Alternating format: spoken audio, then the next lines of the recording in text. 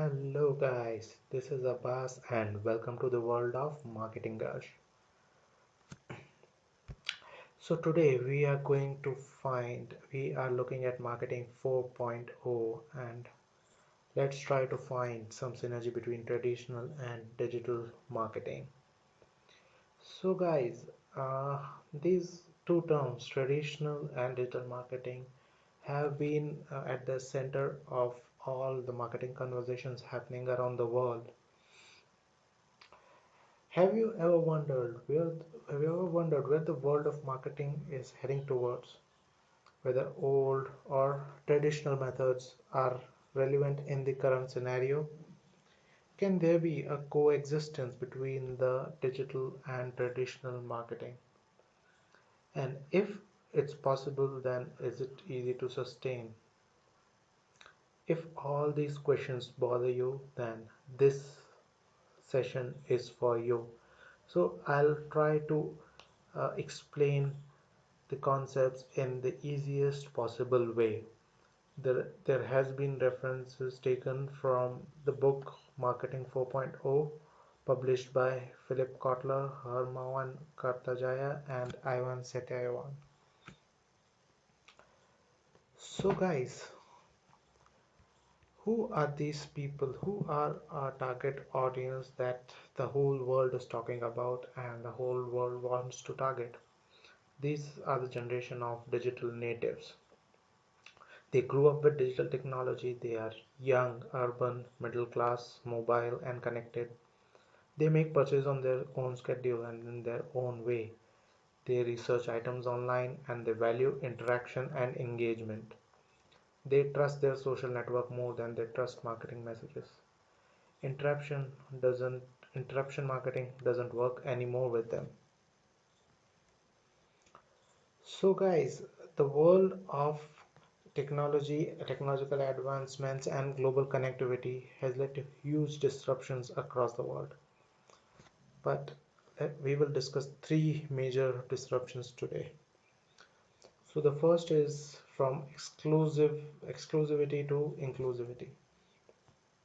Economies across the world are moving towards collaborative approach rather than competitive approach. This has led to decrease in the influence of Western world. For example, Ebola fighters are mentioned in Times and Forbes rather than influential leaders of the Western and European countries. Also, frugal innovations are leading to emergence of clone businesses in emerging economies. Example, Flipkart, which is inspired by Amazon, sorry, Grab inspired by Uber, and Alipay inspired by PayPal. So industries are finding ways to integrate with each other. Medical centers are collaborating with tourist spots so that there is an ease of healthcare and insurance. Internet and social media has also defined the way people interact with each other. It has broken all the barriers of geographies and demographies. The thrive of crowdsourcing platforms like Wikipedia can be taken as an example. Now, the second biggest disruption that we are gonna look at is from individual to social. So consumers are paying more attention to their social circles rather than interruptive marketing messages. All those SMSs, WhatsApp, emails doesn't work anymore. People go to internet, read reviews, talk to people, ask questions about the product, and then make an informative decision. So the emergence of social commerce platforms like Charmboard can be uh, can be taken as an example for this. Now the third major disruption is from vertical to horizontal economy. Now MNCs are focusing more on developing their one particular uh, aspect of their business rather than getting into a lot of things. Big companies like P&G and HUL have outsourced their product development and R&D and are focusing completely on go-to-market and their retail presence. This has also led to businesses entering into verticals which otherwise wouldn't have been possible. Like Uber is now into food delivery business. Who would have thought this 5 years back? Flipkart has entered into flight booking. So this has created a dilemma for marketeers and businessmen across the world. There are three major paradoxes that we will have to deal with and find solution for. The first one is online versus offline interaction. Now, online businesses can capture an increasing percentage of sales, but they can't make offline businesses obsolete. Marketers must create experiences where online and offline experience, offline interaction, there is a blend between the two. Now, let us look at some of the examples.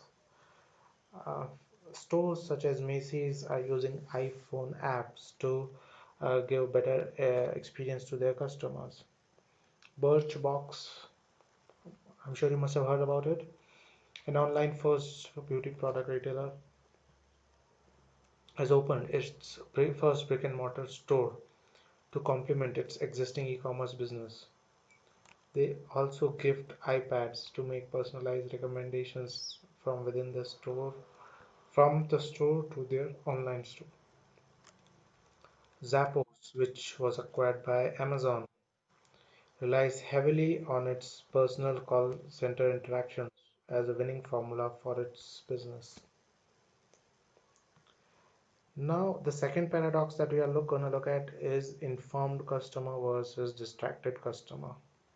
There is a very thin line between the two, and that line can change the game. The opinion of other people and personal experiences now affect consumers' buying decisions. There is a lot of growing dependency on digital devices, and it distracts customers and hampers their ability to focus. Thus, attention becomes one of the most precious commodities.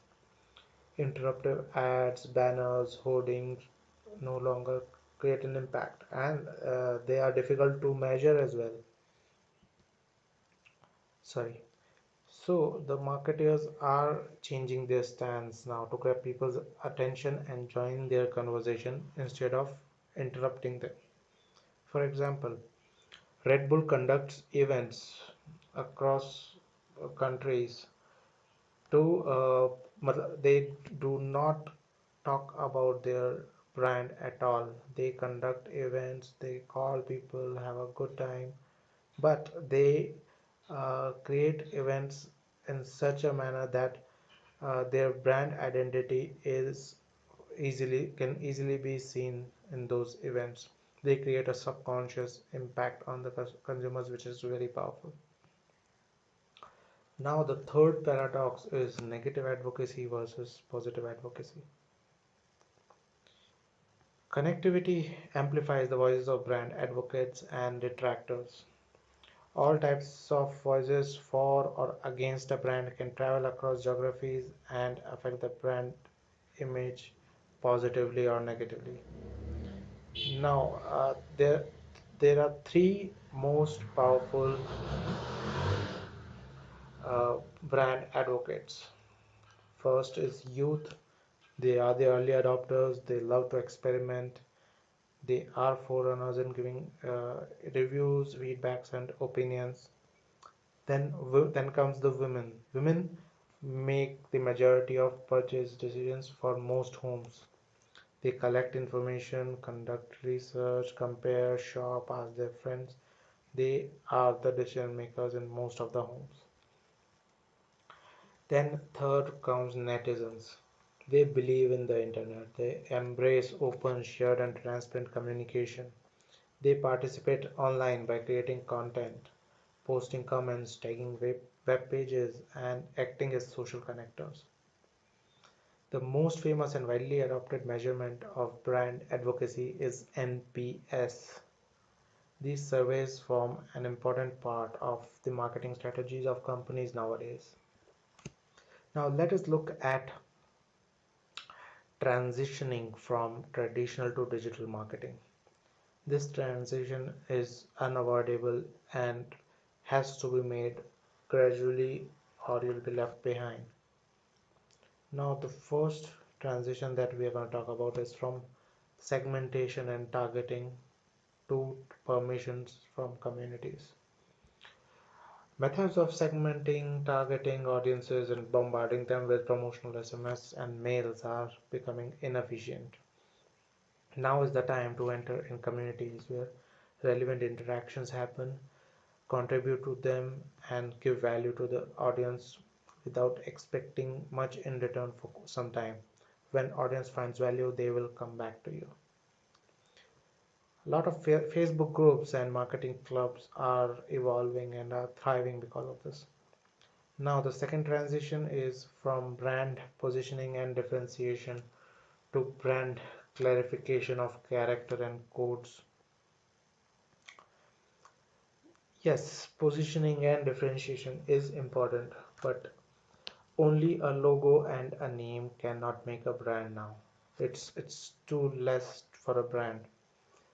People identify a brand from its character. Now Google changes its logo every day and name it as Doodles, but still the brand image is so powerful in consumers' mind that their character is remains intact and people continue to be a, a brand loyal. Now the third transition is from selling 4 Ps to commercializing 4 Cs. Since long, 4 Ps of marketing like product, price, place, and promotion have remained an integral part of all marketing communications. But now these Ps have evolved themselves and taken a new avatar as 4 Cs. Let's look at those 4 Cs. The first is co-creation. Now, platforms such as print venue lets consumers give their own designs and help the businesses in creating a customized product. Second C is currency. Now, the culture of cashbacks and coupons is thriving like anything. This rewards the loyalty of customers and also creates a price differentiation among them. The third C is communal activation. Gone are the days of established monopolistic stores. Now is the age of marketplaces. Flipkart is a marketplace, Amazon is a marketplace, Zomato is a marketplace for hotels. And the third C is conversation. As uh, as we uh, as we discussed, one-way communication is losing its charm now. Now is the age for social media, brands giving feedbacks, consumer engaging with the brand, and now it has become almost a mandate for all the brands to have a social media presence and drive engagement from that. Now, the last and the most important part of this session is the rise of omni-channel marketing and its importance. Omni-channel marketing, it means seamless integration of multiple channels to guide customers along their journey, no matter where they come from and where they want to stop. Now, let us look at a case study for to understand this better. IKEA published catalogs which can be scanned by your phone and it will open that particular product in that phone and guide the customer online. So a physical catalog can take customer to its online store. This is called omni-channel marketing. The second one can be BMW. BMW can be BMW can be a campaign ran by BMW where it published an image in the newspaper which customers can scan and go to the BMW website. One very interesting campaign was run by Tesco, wherein consumers went consumers in South Korea came across a pleasant surprise when they went to their metro stations and saw the whole metro station covered with wallpapers of grocery, fruits, and vegetables. This was done by Tesco, where where consumers can shop from the metro station and can get their order in their home. So, after listening through all this, we can conclude that a definite and an unavoidable synergy is required between traditional and digital marketing methods for an effective and sustainable marketing strategy. If you don't want to miss similar updates from our channel, visit www.marketinggush.com right now and subscribe. Thank you and have a great day.